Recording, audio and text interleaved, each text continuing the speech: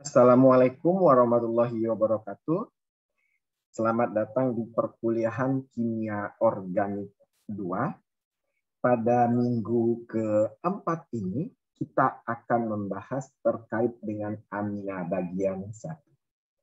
Adapun topik pada minggu keempat ini, itu terkait dengan informasi umum, terkait dengan sifat fisika, tata nama, dan sintesis atau pembuatan amin.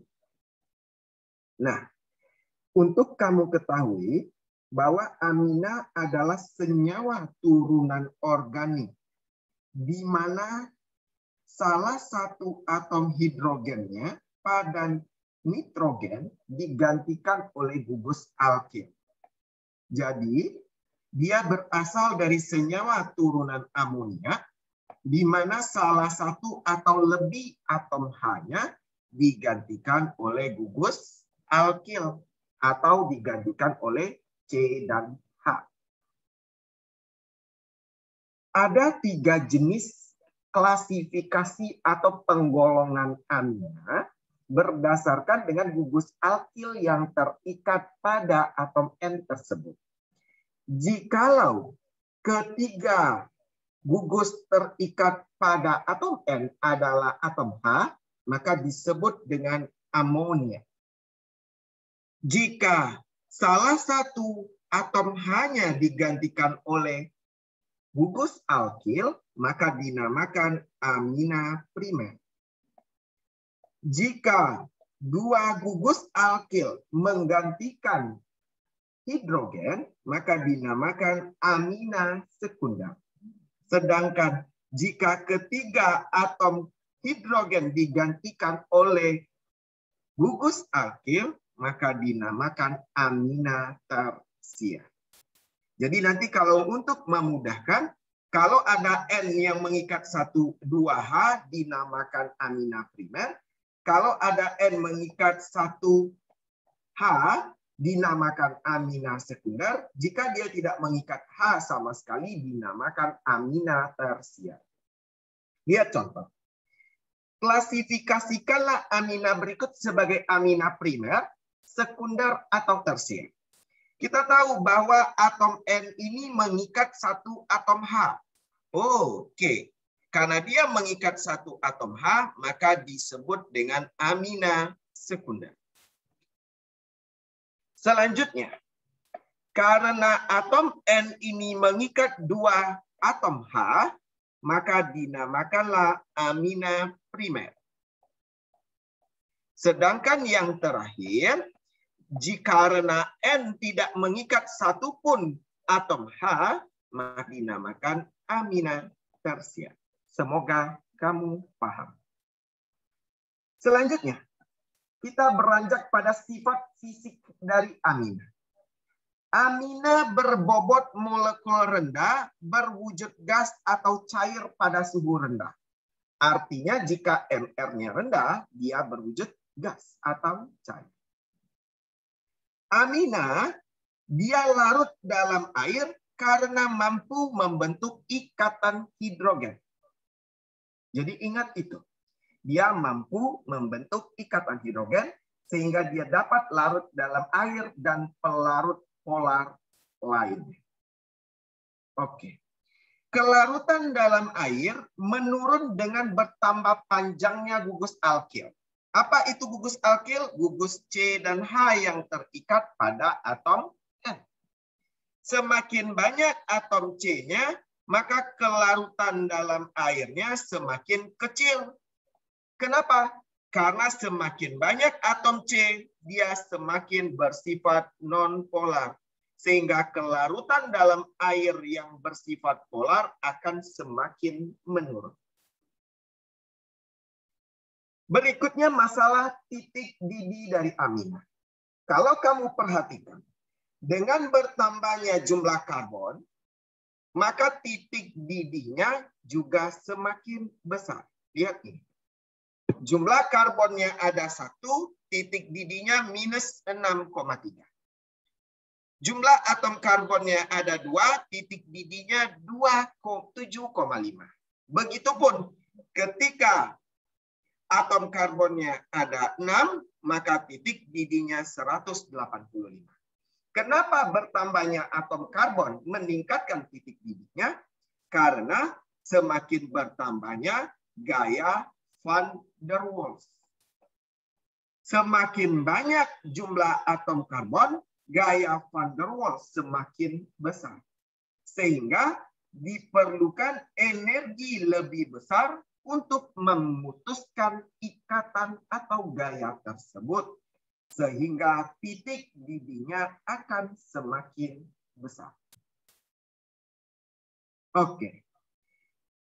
Selanjutnya, kita membahas masalah tata nama dari amina. Tadi amina ada primer ketika dia mengikat 2H. Amina sekunder jika dia mengikat 1H. Dan amina kuarterner jika dia tidak mengikat proton atau H. Penamaannya secara trivial itu adalah alkil diakhiri amina. Jika ada 2 gugus alkil berbeda, maka diurutkan berdasarkan abjad. Selalu seperti itu dalam penamaan senyawa organik. Sedangkan penamaan IUPAC adalah amino dilanjutkan dengan alkana. Jadi ingat, trivial alkil dilanjutkan amina, kalau IUPAC amino dilanjutkan alkana. Kita lihat contoh pertama. Ini adalah senyawa amina. Adalah amina primer. Kenapa? Karena dia mengikat 2H. Lalu kalau penyamaannya secara trivial, alkil dilanjutkan amina. Ada berapa atom karbon? 1, 2, 3. Karena 3 atom karbon, maka namanya propil. Dilanjutkan dengan amina. Berarti namanya adalah propil amina. Bagaimana dengan penamaan secara IUPAC? Amino alkana. Berarti amino karena dia ada 3 atom karbon, maka amino propana. Semoga memahaminya. Selanjutnya kita lihat. Ini ada contoh kedua. Ada NH. Ini adalah amina sekunder. Kenapa? Karena dia mengikat 1 atom H. Di posisi sebelah kiri ada 1, 2, 3, 4. Ada 4 atom karbon. Ini salah ketik. Oke. Sementara di sebelah kanan itu ada 1, 2. Ada 2 atom karbon. Tadi sudah dibilang penamaan secara trivial. Kalau dia berbeda maka diurutkan berdasarkan abjad. Yaitu alkil, amina. 4 atom C, butil. 2 atom C, etil. Dahulu abjad E. D maksud saya. D baru E abjadnya. Maka dinamakan butil etil amina. Berdasarkan abjad. Bagaimana penamaan secara IUPAC? Yang menjadi alkana itu adalah yang C-nya lebih banyak. Yang lebih banyak adalah 4. Berarti ini adalah butana. Karena dia jumlah C-nya lebih banyak. Yang C-nya lebih sedikit, itu ada 2, maka menjadi etil atau sebagai cabang pada penamaan IUPAC. Cabangnya terikat ke N, maka dinamakan N-etil. Baru dilanjutkan amino dan butana karena ada 4C induknya. Paham? Oke. Contoh terakhir. Ini adalah amina tersier. Di atas ada 2 atom C. Di sebelah kiri ada 3 atom C. Dan di sebelah kanan ada 1 atom C. Penamaan secara trivial karena dia ada 2 atom C, etil. 3 atom C, propil. 1 atom C, metil.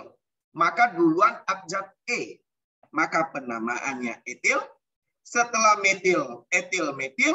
Setelah metil, propil amina. Karena alkil amina. Karena dia berbeda. Kalau dia penamaan secara IUPAC, maka alkana itu adalah yang C-nya lebih banyak. Maka ini adalah induk. 3C. Ini adalah induk. Namanya propana. Ini adalah cabang, berarti etil. Ini cabang, berarti metil. Mana duluan abjad E dibanding M? E. Di mana dia terikat? Di N. N etil.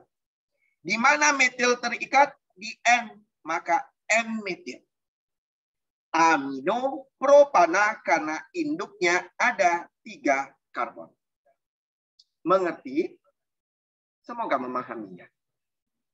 Ini silakan kamu cobakan sendiri.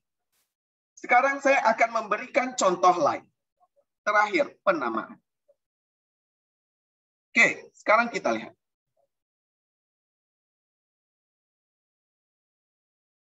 Ini adalah amina tersier. Penamaan secara trivial itu berdasarkan alkilnya. Ini ada 2, berarti ada gugus etil. Ini ada 2, berarti ada etil. Ini ada 1, 2, 3, 4, berarti butil. Maka ini digabung menjadi dietil. Maka penamaan secara trivial adalah abjad dasar E dan B. Maka duluan B. Maka butil, dietil, amina. Oke. Alkil amina. Penamaan secara IUPAC yang rantainya lebih panjang menjadi induk. Ini 4C. Maka dia sebagai induk, yaitu butana. Ini 2C sebagai cabang etil. Ini sebagai cabang etil. Bisa digabung menjadi dietil. Di mana dia terikat? Sama-sama di N. Maka N, N. Kenapa N, N? Karena dia 2 buah etil. Bolehkah ditulis satu saja N-nya, Pak? Tidak. N dietil. Amino butana. Paham? Oke. Itu penamaan. Silakan cobakan secara mandiri latihan berikut.